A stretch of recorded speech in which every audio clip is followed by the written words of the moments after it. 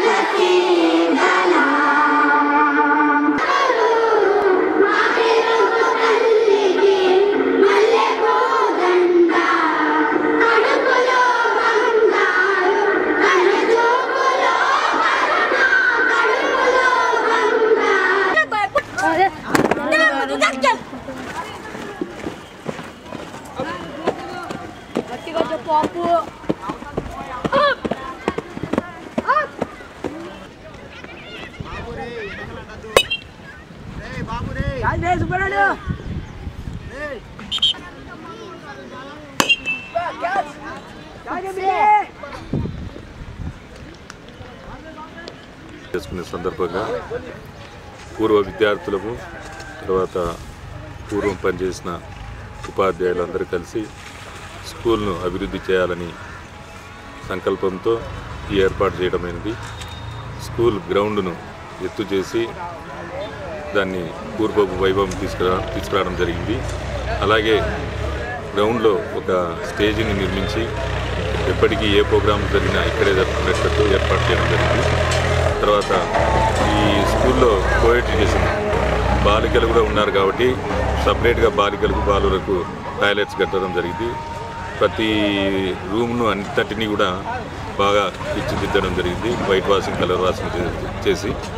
తర్వాత ఎమ్మెల్యే వారి ద్వారా కమిషనర్ గారికి లెటర్ పెట్టడము, డెవలప్మెంట్కి ఏమన్నా డబ్బులు ఇవ్వని అడగడంతో 4 లక్షల రూపాయలు శాంక్షన్ అయింది. వాటిని కూడా ఉపయోగించి స్కూల్ను పూర్వపు వైభవాన్ని తీసుకురావడం జరిగింది. ఈ 2 రోజులు 27, 28వ తేదీలో జరుగు కార్యక్రమంలో మొదటి రోజు అందరినీ గవర్నమెంట్ ఉద్యోగస్తులను, ఎడ్యుకేషన్ కమిషనర్ గారిని, ఆర్జేడీ డిఈఓను, ఆర్వీఎం డైరెక్టర్ను అందరినీ పిలిచి ఇక్కడ ప్రోగ్రాం ఏర్పాటు చేయడం జరిగింది.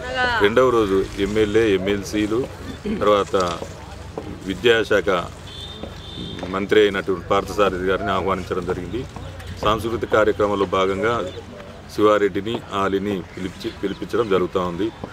కాబట్టి ఎక్కడ ఉన్న పూర్వ విద్యార్థులు, ఇంకా మర్చిపోయిన ఎవరన్నా పూర్వపు ఉపాధ్యాయులు ఉంటే 27, 28 జరుగు కార్యక్రమాలకు ఏర్పాటు చేయడం జరిగింది. తర్వాత పతంగ రామన్న పాఠశాలగా అప్గ్రేడ్ చేయడం జరిగింది. ఆ తర్వాత కాలంలో జూనియర్ కాలేజీ కావడం వలన ఇక్కడ ఉన్నటువంటి గ్రౌండ్ కానీ రూములు కానీ అన్నీ కూడా కొంతవరకు శిథిలావస్థలు రావడం చేత పూర్వ విద్యార్థులందరూ కూడా కలిసి స్కూల్లో పూర్వం తీసుకొచ్చేదానికి గుర్తుగా వాళ్ళందరి యొక్క సహాయ సహకారాలు సూర్యనారాయణ రెడ్డి గారు తీసుకొని మొత్తం గ్రౌండ్ను, స్కూల్ యొక్క బిల్డింగును, టాయిలెట్స్ ఇలాంటివన్నీ నిర్మించడం జరిగింది. సూర్యనారాయణ సారథ్యం వల్ల ఇంత త్వరగా కార్యక్రమాలు నెరవేరడం అంటే అతని యొక్క సామర్థ్యాన్ని గుర్తింపుగా మేమందరం కూడా అతన్ని యొక్క సాహసానికి గర్విస్తాం. నాకు తెలిసినంత వరకు బీఆర్ రెడ్డి సెంట్రల్ గవర్నమెంట్లో ఢిల్లీ లెవెల్లో పెద్ద ఆఫీసర్గా చైర్మన్గా ఉండినారు. అదేవిధంగా బి కొండారెడ్డి గారు ఈ స్కూల్ ఎడ్యుకేషన్ డైరెక్టర్గా కూడా పనిచేయడం జరిగింది. ఇకపోతే చాలామంది ఇంజనీర్లు, డాక్టర్లు కావడం అనేది కూడా జరిగింది. దాదాపు ఒక 20,000 మంది ఇప్పటికీ నాకు తెలిసి 20,000 మంది వరకు కూడా హైయర్ సెకండరీ లెవెల్లో, హై స్కూల్ లెవెల్లో పూర్తి విద్య అభ్యసించి బయటికి పోయినారు. ఇక మిగిలిన వాళ్ళు కూడా కింది లెవెల్లో కూడా కొంత డ్రాప్అవుట్స్ ఉండొచ్చు. కానీ ఇప్పటికి మాత్రం ఈ పాఠశాల నుండి 20,000కు పైగానే విద్యార్థులు బయటికి పోయినట్లుగా నాకు తెలుస్తుంది. ఎందుకంటే నా 16 ఏళ్ల సర్వీస్లోనే 2,000 నుండి 3,000 వరకు విద్యార్థులు చదువు చెప్పడం జరిగింది.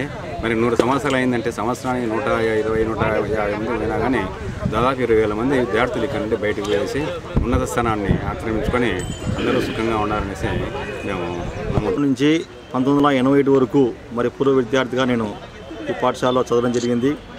అలాగే మరి 3 సంవత్సరాలు కూడా ఈ పాఠశాలలో పనిచేయడం జరిగింది.